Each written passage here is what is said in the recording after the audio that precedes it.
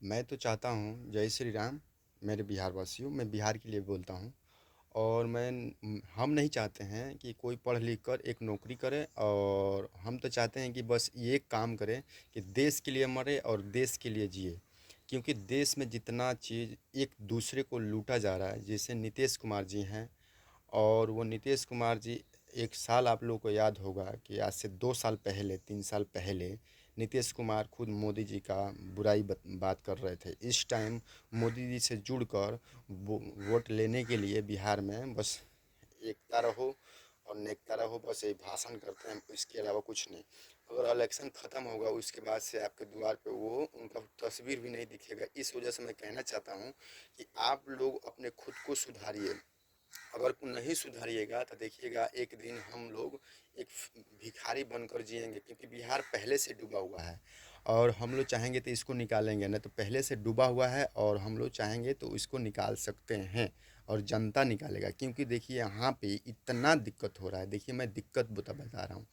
अगर आप लोग स्कूल को जो हेड मास्टर है, जो भी मास्टर है, इन लोगों का पगार 50 से 40 हज़ार, 35 हज़ार तक रहता है। और बच्चों लोग को पढ़ाई नहीं करवाते हैं, क्योंकि हम लोग जो मजदूरी कमाते हैं उसमें एक प्राइवेट स्कूल में उसको भेजते हैं पढ़ाने लिखाने के लिए। उसको पढ़ा लिखा कर क्या करते हैं, फिर मेरा ही काम वो करता है, मैं जो करता हूँ वही करता है, तो फिर इससे कोई फ़ायदा नहीं है। इस वजह से मैं कहता हूँ कि नीतीश कुमार को हराना है तो हराना है, क्योंकि इसलिए हराना है। आप लोग वोट मत दीजिएगा, क्योंकि वो एक चाल चल रहे हैं, इसलिए चाल चल रहे हैं क्योंकि वो मोदी जी से जुड़े हुए हैं, इसलिए कि पहले नहीं जुड़े हुए थे। इन लोगों का राजनीति का खेल है, हम लोग उसमें फंस रहे हैं। और देखिए, इन लोगों का पावर कौन है? इन लोगों का पावर हम लोग हैं, और हम लोग कुछ सब कुछ करते हैं।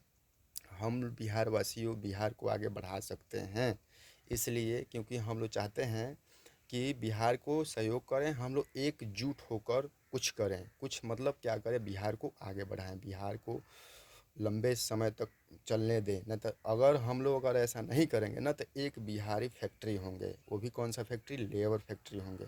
देख देख लीजिएगा आप लोग कि लेबर फैक्ट्री होंगे हम लोग, और लेबर फैक्ट्री का सिर्फ यूज किया जाएगा हम लोग को। अगर हम लोग, एक बिहारी अगर दिल्ली में, मुंबई में मर जाता है ना, तो पता है वहाँ का पुलिस वाले या सरकार क्या कहता है, कहता है कि बिहारी कचरा को कहीं डाल दो, ले जाकर कहीं कूड़ेदान में डाल दो, ऐसा बोला जाता है। इस वजह से मैं कहना चाहता हूँ कि हम लोग एकजुट होकर बिहार को कुछ आगे बढ़ाएं बढ़ाएं। ऐसा नहीं बढ़ाएंगे, ऐसा हम लोग नहीं सोशल मीडिया पर करेंगे, ऐसा सोर्स नहीं करेंगे, तो कुछ फ़ायदा नहीं होने वाला। बिहारी वासियों को कुछ फ़ायदा नहीं होने वाला है। हम लोग ऐसा ही रहेंगे बस।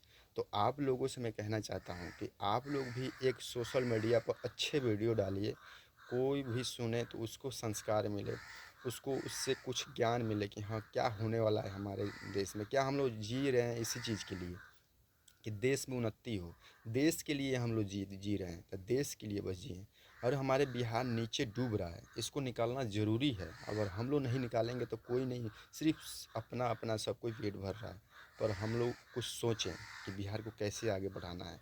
और आप लोग एक बात मैं आप लोगों को बताता हूँ कि बिहार में जो तेजस्वी यादव जी हैं, नीतीश कुमार जी हैं, ये सब चकमा दे रहे हैं, चकमा दे रहे हैं। देखिए, वोट लेने के लिए एक गरीब का द्वार पे जा रहे हैं। क्या आप 4 साल देखते हैं इन लोगों को?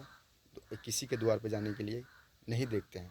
इसी वजह से मैं बताता हूँ कि आप लोग सोरा थोड़ा सा सोच समझ कर किसी को वोट दीजिएगा। इन दोनों को कभी नहीं, इन दोनों को आप लोग दीजिएगा, तो फिर अभी जो हाल है इसी ऐसा ही हाल होगा। बस ऐसा ही हाल होगा, ऐसा ही जीना होगा, ऐसा ही मरना होगा, क्योंकि घुट घुट कर मरना होगा हम लोगों को। इस वजह से मैं बताता हूँ कि आप लोग थोड़ा ध्यान रखिएगा, बिहार को कैसे सुरक्षित रखना है।